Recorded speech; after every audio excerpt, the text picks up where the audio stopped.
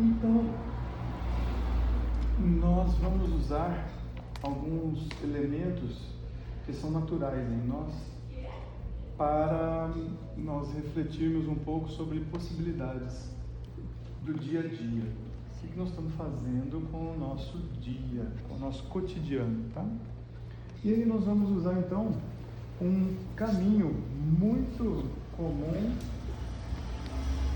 que é isso daqui. Um caminho para o nosso interior, desilusão. Antes da gente entrar nas desilusões, desilusão não é um trem ruim.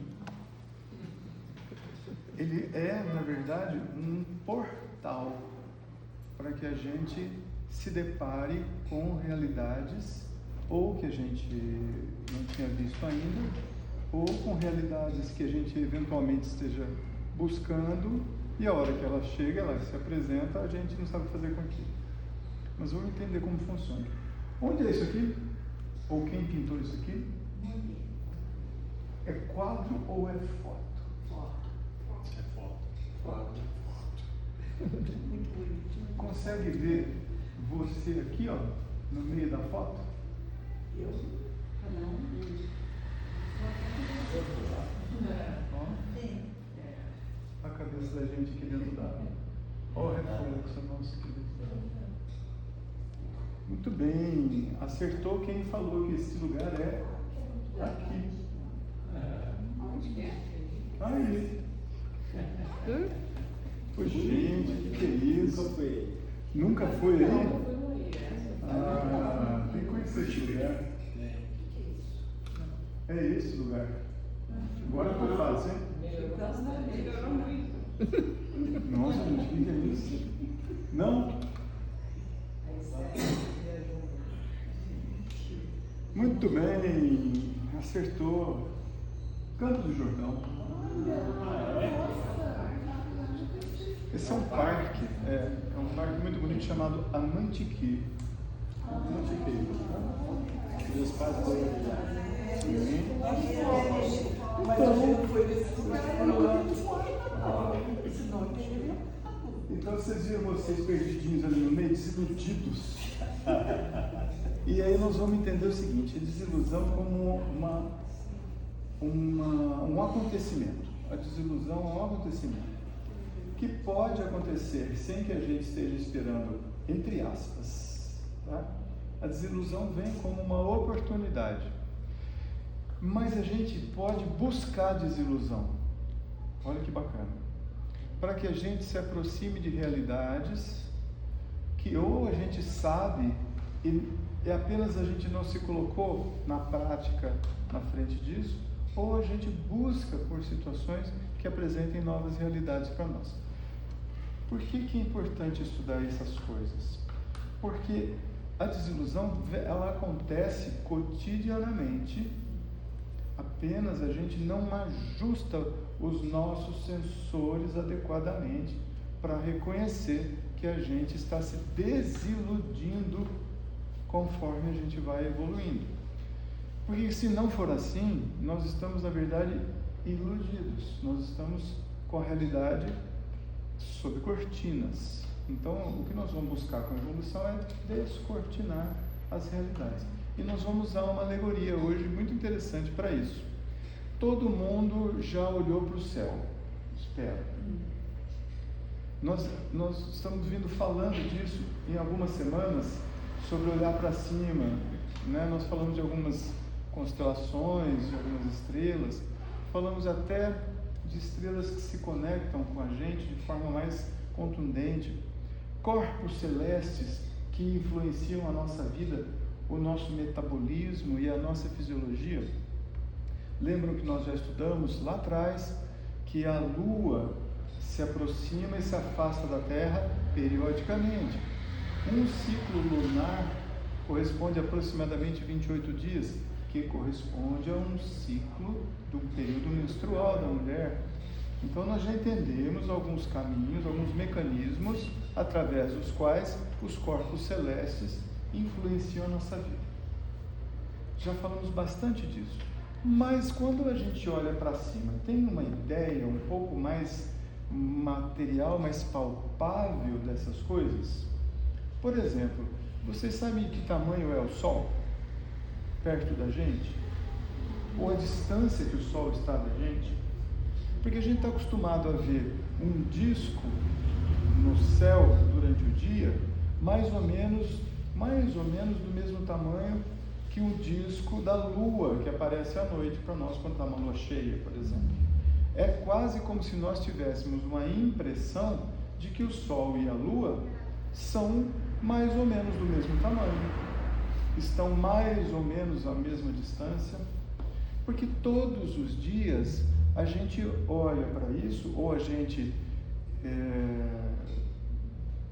sem perceber, mas quase que inconscientemente, detecta essa realidade, mas é todo dia a mesma coisa. A gente não busca olhar para isso como uma coisa mais palpável. E é importante fazer isso. A gente vai ter uma ideia um pouquinho mais através de alguns desenhos, de algumas figuras, de como é essa realidade, que tamanho que é o Sol. Quem somos nós perto do Sol? Quem é o Sol perto de Arcturus ou uma outra estrela grandona aí? Então, quando a gente se coloca nessa proporção, a gente passa a ter uma ideia um pouco mais palpável da realidade da gente. Então, descortina uma nova realidade. Então, a gente se desilude desta realidade anterior e passa a ter um certo respeito, a ter uma certa relação com essa nova realidade. Tá bom? Interessante que tem tudo a ver com o item que a gente leu hoje, que né? leu hoje. De humildade, né? Mas é bom, né, a gente ver essas coisas, pra gente ficar mais humilde diante do universo, né? Como Madre Teresa falava, uma gota, né? Nós somos cada uma gota no oceano, né? Mas sem essa gota, por isso somos imprescindíveis, porque somos únicos, né? Sem cada gotinha, não teria um oceano, né? Mas a humildade, né, de fazer parte do todo sem ser o todo, né? O oceano seria menor sem uma gota, né? Exatamente. O estudo de hoje foi retirado de alguns estudos. Eu peguei, a maior parte está no site da própria NASA, tá? E alguns estão no site da ESA, por exemplo, a Agência Espacial Europeia. Então, através desses estudos que versam sobre as distâncias entre nós e as estrelas e sobre as possibilidades de vida em outros locais, baseado na busca das mesmas características que o nosso planeta tem em outros corpos celestes. Então, esses artigos aqui foram, alguns eu li na íntegra, outros através do Abstract. A gente busca similaridade nesse pensamento. Quem é você? Você é aquela florzinha lá no meio daquelas ninféias todas? Mas é uma flor naquele mar de ninféias. É uma coisa bela e é único. E aquela flor, às vezes, é a única capaz de exercer uma influência em todo aquele círculo que nós vimos cheio de ninféias. Fala também que ela sai do barro, né? E na verdade o barro não contamina ela. Ela sai do barro e se transforma em flor de modo totalmente único, não é? Ela se nutre dos elementos que estão naquele barro para poder chegar à sua plenitude como flor. Tá bom? Então vamos lá. Olha o nosso sistema solar aí. Vocês se lembram dos planetas? Qual é o primeiro planeta mais próximo do Sol? Mercúrio. Depois? Vênus. Depois? Terra. Olha nós aqui, ó. Tá? Nós vamos ter uma ideia visual do tamanho da Terra em relação ao Sol. Depois vem Marte, Júpiter, Saturno, Urano, Netuno. E não está mais como planeta, né? Plutão não está mais. Quer dizer, agora parece que vai voltar. Vai.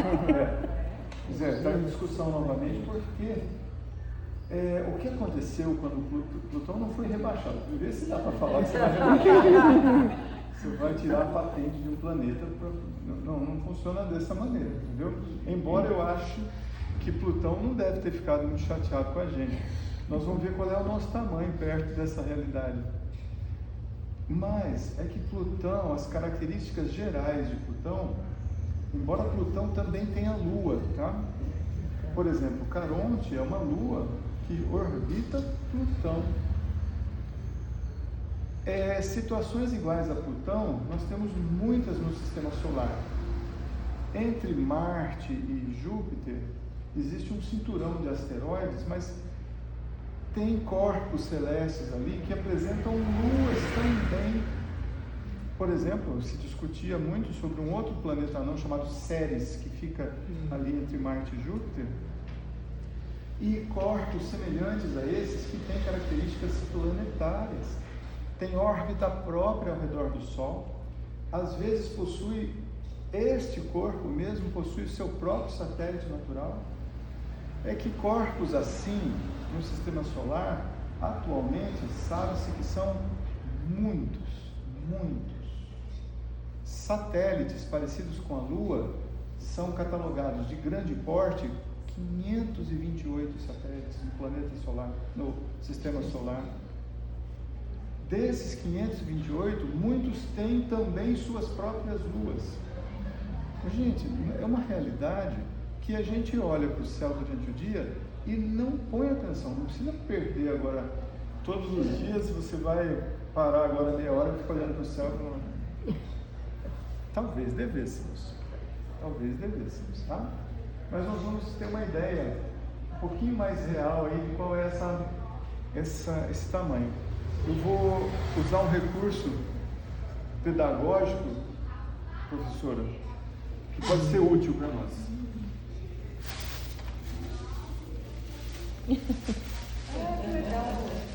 Vamos imaginar que isso daqui seja o Sol, amarelinho lá, como é o nosso Sol, tá bom?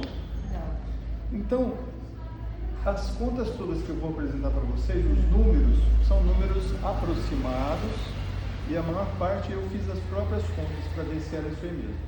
Então, imaginando esta bola aqui como o nosso Sol, o nosso planeta Terra tem mais ou menos o diâmetro da esfera desta caneta. Então, pensa na bolinha dessa caneta em relação ao Sol. Essa é a medida aproximada do planeta em que nós vivemos. Olha que coisa mais importante. Veja como a Terra é humilde em relação ao Sol, tá? Olha que sinal de humildade. Tanto que a maior parte das ejeções de massa coronal, das explosões solares, são dezenas de vezes maiores do que a Terra. Por isso, pela bondade de Deus, nenhuma dessas massas vem em direção à Terra. Porque se ela for ejetada na direção da Terra, a gente deixa de existir. Acabou. Então, olha, a pontinha dessa caneta aqui é a Terra perto do Sol. Tá bem? Ótimo. Se nós imaginarmos nós em relação à Terra, agora vamos imaginar que essa bola aqui não é o Sol, mas é o planeta Terra. Qual é o tamanho nosso em relação ao planeta Terra? Cada 3 seres humanos colocados juntinho um do outro vai dar mais ou menos 1 metro de comprimento, tá? A gente precisa aproximadamente da população da grande São Paulo, colocada um do ladinho do outro, para dar a distância de uma ponta a outra da Terra. 30 milhões de pessoas colocadas uma na frente da outra, para dar apenas o tamanho, a distância, o diâmetro, não é circunferência, tá? É o diâmetro. A mais ou menos 12 mil quilômetros, 12 a 13 mil quilômetros, que é o diâmetro da Terra. A circunferência da Terra são 40 mil quilômetros, ao diâmetro em torno de 12 a 13 mil. Então, nós precisamos de 30 milhões de pessoas, uma do ladinho da outra, para a gente, de uma ponta a outra, a Terra passando pelo meio dela, tá? 30 milhões de pessoas. Multiplica isso por 100. 303 bilhões de pessoas. 1/3 da população da Terra toda, para que a gente atravessasse o Sol de uma ponta a outra por dentro. Percebe que a gente é quase nada aqui, quase nada. Vamos imaginar a Terra como sendo essa bola aqui, tá bem? Então, se a Terra for essa bola, um pouco menor que a metade da Terra é a Lua. Mas olha só, a gente está acostumado a ver a Lua como um disco relativamente próximo de nós. Se a gente toma como base o diâmetro desta bola aqui como sendo a Terra, a Lua vai estar, sabe a que distância da gente? Felipe, dá 2 passos atrás ali, Edna, faz favor. Essa é a distância proporcional entre a Terra e a Lua. Ela não está tão pertinho, ela está mais ou menos 380 mil quilômetros de distância. E a Terra consegue segurar a Lua em órbita. A Lua orbita a Terra. Então, olha que interessante, nessa distância, eu tenho este corpo aqui exercendo influência sobre aquele outro e vice-versa, dada a proporcionalidade de suas massas, no volume, tá? Então, a mais ou menos essa distância, eu consigo fazer aquele corpo orbitar, eu tenho uma influência direta desta esfera sobre aquela lá. Está dando para ter uma ideia? Se nós imaginamos que a Terra até a Lua tem mais ou menos aquela distância, sabe qual a distância da Terra ao Sol, proporcionalmente? É daqui até a entrada do Vale dos Pinheiros, proporcionalmente. E essa é uma unidade astronômica, 150 milhões de quilômetros. Então, da Terra ao Sol, é como daqui da clínica até o café ali, na viradinha lá para a entrada do Vale dos Pinheiros. Essa é a distância da Terra ao Sol. E o Sol exerce influência fazendo com que a gente o orbite. Um dia nós vamos falar sobre os movimentos da Terra. A gente conhece o movimento de rotação da Terra, de translação, né? Sabe quantos movimentos a Terra tem? 14. Até agora detectados. Tá? Um dia a gente fala sobre esses movimentos, são muito interessantes. Tá?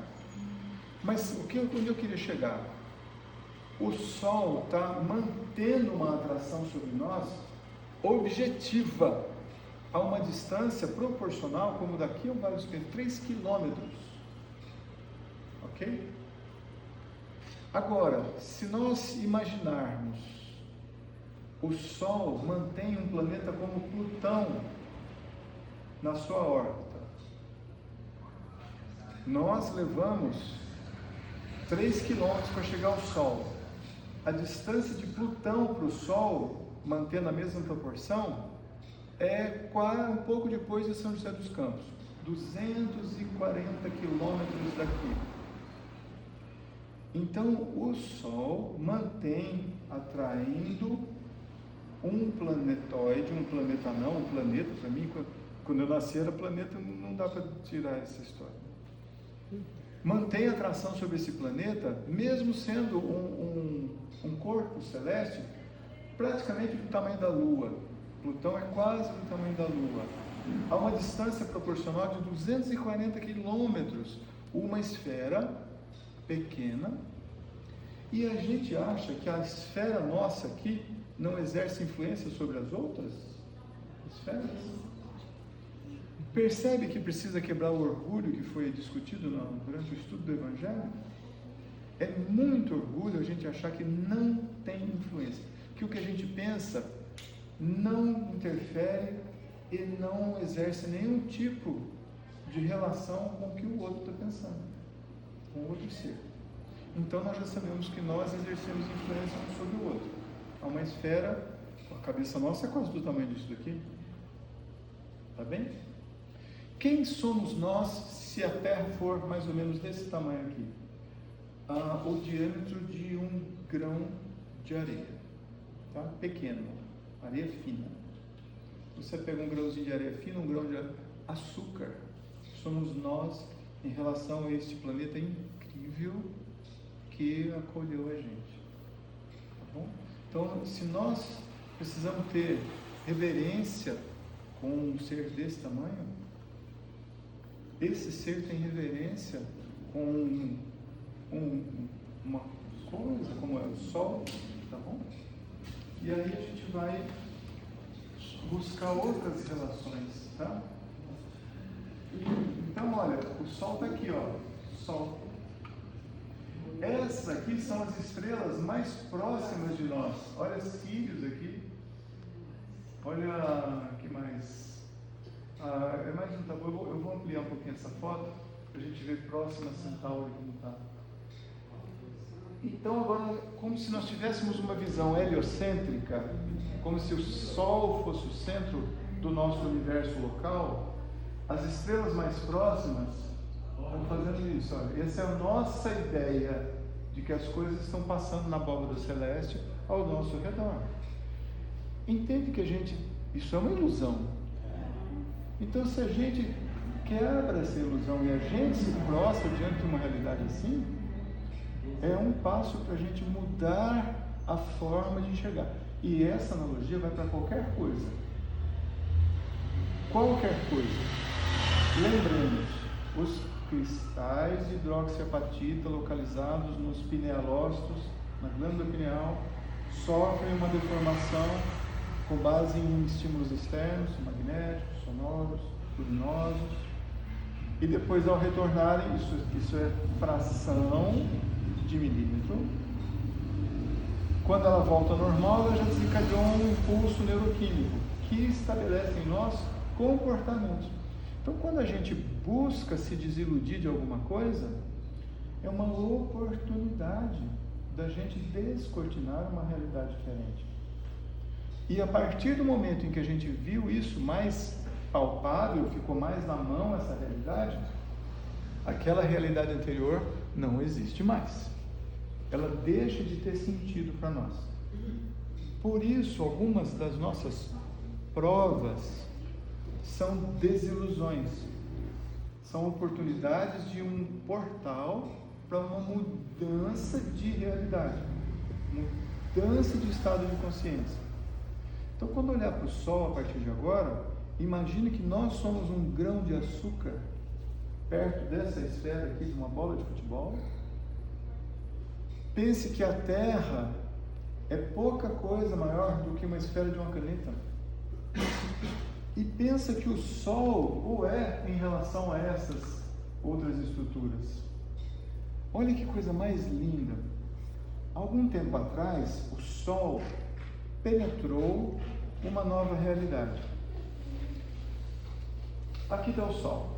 Ao redor de nós existem algumas constelações. Olha, o touro está aqui, a mosca aqui, o camaleão, o coroa austral, o lobo, o fiuco. Essas constelações, a partir delas, toda vez que uma estrela explode, vira uma supernova, ela emite nuvens de gás e partículas. E a borda dessa nuvem estimula as partículas por onde ela vai se chocando, certo? E esse choque, algumas vezes, cria uma compactação tão forte dessas partículas que dali uma nova explosão dá origem a uma nova estrela. E olha que coisa interessante, o Sol entrou nessa nuvem aqui, ó, que é essa daqui, ó. Olha, isso aqui somos nós ao redor do Sol, entrando numa bolha de gás e poeira cósmica. E o Sol entrou nessa bolha 5 milhões de anos atrás.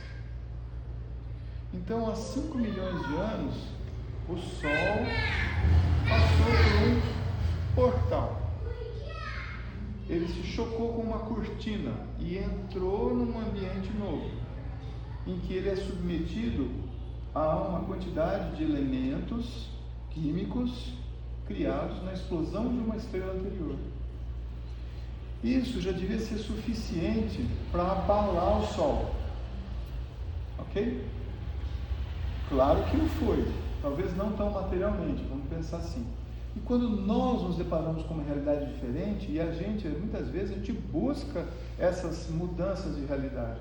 Quando você decide, consciente ou não, ter um filho, você está entrando numa realidade absolutamente diferente da que estava antes. Quando você muda de cidade, você passa um portal, você está entrando num outro universo. Esse universo não é só conceitual, as consciências e os campos magnéticos gerados por cada um desses cérebros, do lugar que você passa a viver, a residir, gera uma nova realidade, que com o passar do tempo se transforma em outro paradigma. E aí a gente fica cansado desse paradigma, porque a gente precisa evoluir, e a gente passa a buscar outras formas de realidade. Isto é um impulso natural no ser humano. Dá para ter uma ideia? Tá? Então a gente usa essas relações astronômicas para entender que nós somos quase nada. Isso daqui dá para ver a olho nu. Essa é a nebulosa de Órion. A nebulosa de Órion dá para ver como uma manchinha pertinho das Três Marias. Órion tem algumas nebulosas.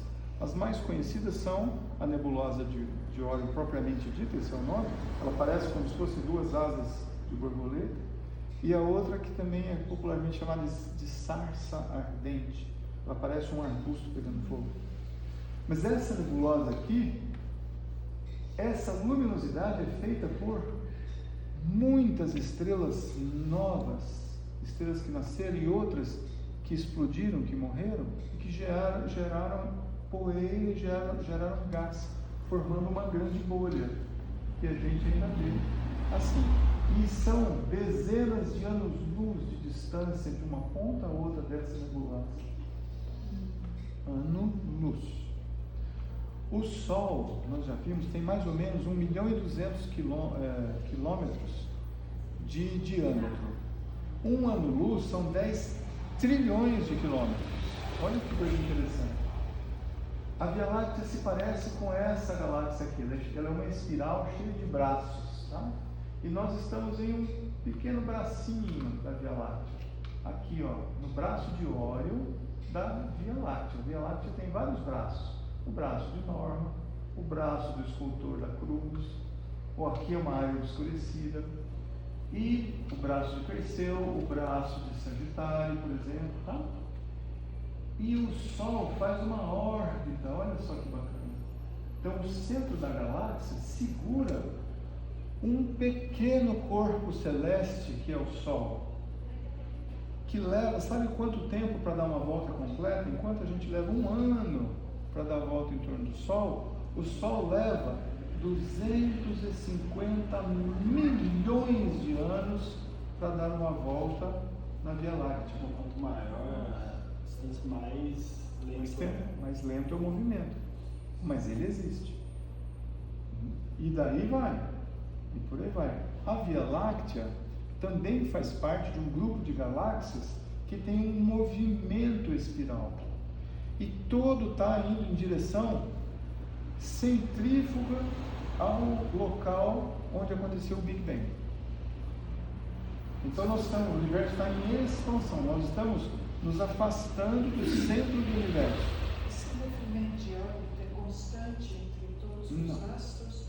O Sol tem um movimento, a velocidade de cada estrela tem sua peculiaridade, tá? Olha só, aqui somos nós. Na verdade, nós estamos, ó, embaixo dessa nuvem aqui, ó.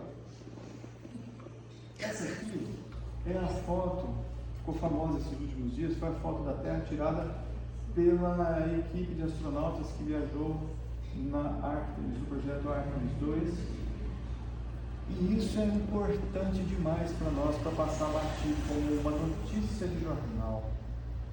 Porque uma vez que o ser humano sai da sua esfera, ele está atravessando um portal e ele está se aproximando de uma outra realidade. Por alguns instantes, o ser humano saiu dessa esfera aqui de atração mais forte e foi usar a atração gravitacional da outra esfera, que é a Lua, para aproveitar a energia dessa atração como motor para poder voltar.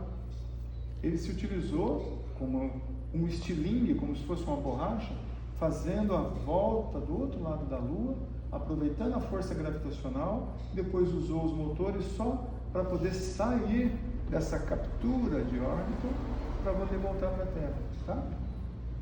Então essa aqui é a foto da Terra tirada. A África está aqui, ó, está de ponta cabeça, tá? O Brasil também está de ponta cabeça aqui. Aqui é o Fernando de Noronha, nós estamos aqui embaixo dessa nuvem, aonde tem um laticínio aqui, ó, fazendo queijo. Eu pensei que era uma plantação de melancia. Mas ela não apareceu. E aquela parte vermelha não é melancia, não. Oh, Lúcia, você sabe que eu não tinha posto um olhar tão cuidadoso assim. Muito bem. Aqui são outros corpos menores no nosso sistema solar. Esse aqui é Ceres, que eu falei para vocês, que é um planeta que também tem lua, tá bom? Que mais? Aqui são outros planetóides, que também possuem seus próprios satélites, suas próprias luas. Então, existe um cálculo que nós podemos ter mais ou menos 10 mil planetas pequenos no sistema solar. Por isso que Plutão foi, entre aspas, reclassificado como planeta anão, porque parecido com Plutão existem centenas. São redondos, né? Todos são redondos? A maioria, não, nem todos. Muitos são alongados. Depende muito da interação que eles tiveram com asteroides, com tempestades magnéticas, com uma série de fenômenos que podem ter alterado a geometria desses corpos, tá? E a Lua? A Lua é redonda ou não? A Lua é redonda. É uma esfera, assim, não perfeita, assim como a Terra. Não é uma esfera perfeita, né? A Terra, se a gente retirar, por exemplo, os oceanos, a Terra, olha, tem que ser, é muita abstração. A Terra parece uma pera de ponta cabeça. Uma maçã, com uma cinturinha fina e um ombro mais largo. Não é esse formato. Se a gente retira dali os oceanos e algumas forças que, por conta da gravidade, exercem uma movimentação também. A própria atmosfera, ela não deixa de ser matéria, né? Ela só não está dura porque não está em estado sólido, né? Então, assim, a própria atmosfera, ali são várias esferas. A atmosfera, a esfera iônica, a esfera magnética, existem várias esferas, tá? Tudo isso aí é matéria, tá? Então, a Terra, ela não é uma esfera perfeita, tá? Vamos lá. Então, olha nós aqui, ó, diante do Sol.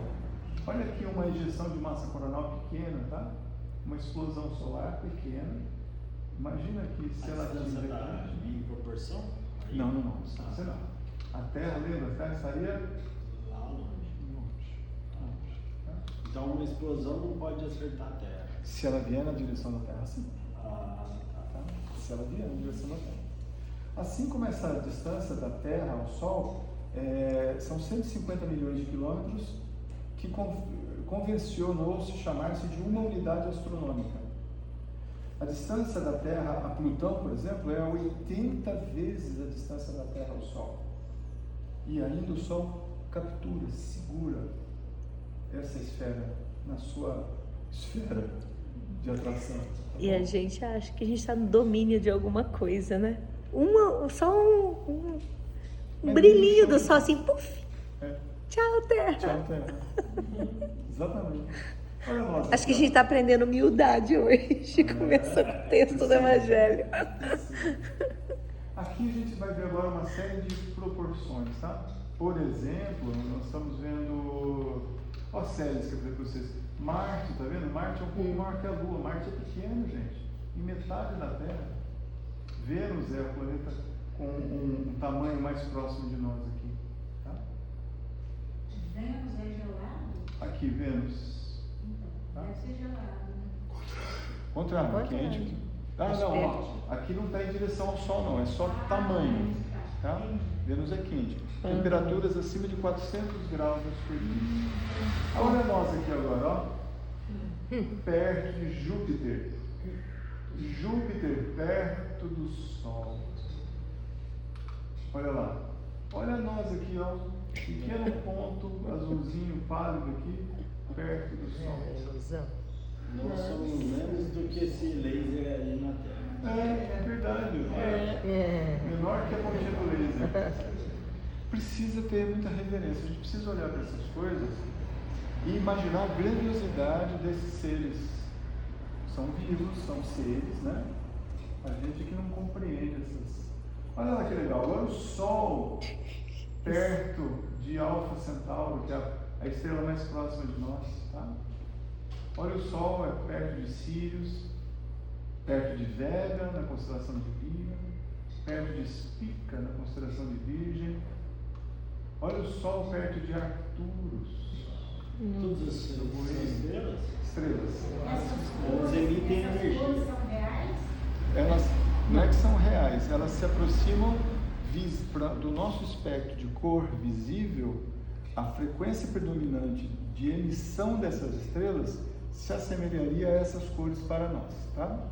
Por isso a gente vê algumas estrelas avermelhadas. Lembra que isso está na nossa atmosfera, ela sofre uma mudança, essas frequências vão se adensando até ficar no espectro visível para nós. Bem, Mas, sim, quem que é o azul ali atrás? Spica. Não, atrás. Rigel. No. Olha Rigel, aqui olha, compara agora a Arcturus que a gente está vendo, a Unitar. Lembra que nós já falamos já mais de uma vez sobre as Três Marias? A Unitar é uma das estrelas. Então, quando você olhar para as Três Marias, você vai ver que a Unitar, que está aqui azulzinha, olha o Sol perto dela. É isso aqui. Tá? Essa classificação de grandeza, esquece ela agora, porque hoje a gente usa mais duas classificações: a classificação de luminosidade e a de emissão de radiações, especialmente raio-x. Tá? Bem, quem que é Gama Crux? Gama Crux. Nossa. A gente classifica ou dá nome às estrelas. Tem estrela que tem nome bacana, tá? A maior parte das estrelas tem nomes árabes, tá? Mas a gente também classifica e dá nome a essas estrelas pelo seu brilho dentro daquela constelação. Então, a estrela mais brilhante daquela constelação, a gente põe a letra alfa grega. A segunda estrela mais brilhante, beta. A terceira letra mais brilhante, gama. A quarta letra mais brilhante, delta. A quinta letra, epsilon. E aí a gente vai fazendo assim. Então, Gama Crux, Cíntia, é a terceira estrela mais brilhante para nós na constelação do Cruzeiro do Sul. Que a gente vê lá as 4 estrelinhas do Cruzeiro do Sul mais intrometidas ali no meio, né? Então, a terceira estrela mais brilhante, o Sol já quase não aparece mais. Está muito distante. A gente acha o Cruzeirinho do Sul tão pequenininho. Tão pequenininho. Está muito distante. Está muito distante. Então, olha o que é o nosso Sol, se não é a pontinha da nossa caneta perto da bola. Então, o Sol reverencia, por exemplo, a Gama Crux. Aí você me fez pensar, tamanho também é relativo à distância. É claro, Sim. visualmente sim. Sabe qual o nosso horizonte, se você estiver olhando para frente sem as nossas montanhas e eu estiver no nível do mar, aonde está o horizonte? Onde um barco desaparece? Se eu tiver 1 metro de altura, se eu pegar metade da nossa altura quase, o horizonte está a mais ou menos 4,5 quilômetros de distância. É ali que um barquinho parece sumir, tá? Então imagina essas distâncias astronômicas, tá? O que mais? Olha, deixa eu voltar. Olha aqui a Unitar agora, que a gente já viu que era muito maior que o Sol. Perto, por exemplo, de Antares, no Escorpião. Betelgeuse, em Órion. A estrela Mu, a letra Mu de Cefei. De Arcturus agora, não tá aí não, Arcturus né? já está pequenininha. Nossa, Aqui, Arcturus ó. que é... Não, aqui é o Aldebaran, Arcturus já ficou para trás. É, nem tem proporção. Desapareceu, puf! Agora pega Antares aqui.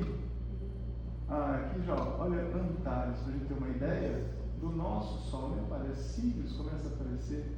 Aqui Polos, que as 2 estrelas mais brilhantes da constelação de Gêmeos são os Gêmeos, Castor e Pólux, tá? Olha Arcturus, que a gente viu agora há pouco, aqui perto de Antares, do Escorpião, Nossa, que era imenso. que é imenso. Tá? Arthur já estava imenso, né? Então, qual que foi a ideia do nosso estudo de hoje? Tirar a catarata dos olhos. Que foi tanto na mensagem do Yogananda quanto no estudo do Evangelho. Então a desilusão passa a ser para nós uma chance de descortinar uma realidade nova. Nós temos que agradecer todas as desilusões. Não é uma coisa ruim, tá? É boa, porque você estava iludido e você despertou para uma coisa diferente. Você estava cego e passou a ver. Eu era como Francisco, né? Eu era um tcheco. Ok?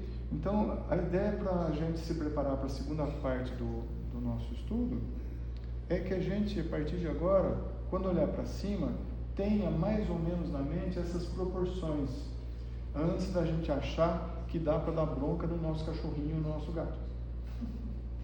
Na hora que você for dar bronca no cachorro, que ele fez alguma coisinha lá, para e transporta essa realidade para seres que são, no outro sentido, muito maiores que nós, olhando para nós. Tá? Passa a ser o outro, né? Porque você olha ali ao outro planeta, né? Para eles, nós somos o outro. E aí? É como se a gente olhasse uma formiga e não sabesse. Se a gente fosse a formiga, a gente não via quem estava olhando a gente. Percebeu? A formiga olha para nós, ela não tem uma dimensão, a menos que a formiga pegue uma bola de futebol e pegue a ponta de uma caneta e a partir dali ela começa a ter uma noção da realidade do nosso tamanho perto dela, sem conceber o que nós somos. Então a gente olha para esses seres aqui e não concebe o que é isso daí. Só do nosso ponto de vista absurdamente pequeno, como um grão de açúcar. Nem, Nós vamos nem compreender grão o de que é isso. açúcar. Hã? Nem a gente, a formiga lava a pé no estádio de futebol. Olha, mas sabe como a gente se faz sentir? Se não for uma formiga lava-pé e a gente for um micuim, você passa a incomodar. Pois é, acho que a gente é micuim. O micuim a gente incomoda. Então, olha, a gente exerce influência sobre uma pessoa querida que está lá na Suíça, na França? Sim. Materialmente falando, viu? Não é só do ponto de vista energético e espiritual. Materialmente também. Então nós vamos carregar esse conceito para a segunda parte do estudo. Como materialmente? Nós acabamos de ver que uma esfera atrai a outra a uma distância absurda dessa. A gente atrai as Claro. pessoas Que estão longe. Por Fisicamente, sintonia, às vezes. força gravitacional. Embora ela seja, do ponto de vista das grandezas da física, ela vai ser muito pequena para ser medida. Mas ela existe. Então a minha cabeça atrai a sua cabeça e vice-versa, na direta proporção de suas massas e na distância. Porém, nós não conseguimos medir como isso acontece. Tá? Ainda. Então, Murilo, eu fui atraída lá de cachimbo. Pelas nossas cabecinhas aqui todas juntas. Essa é a ideia. Então vamos ficar com essa imagem aí para preparar a gente para a segunda parte do trabalho, tá bom?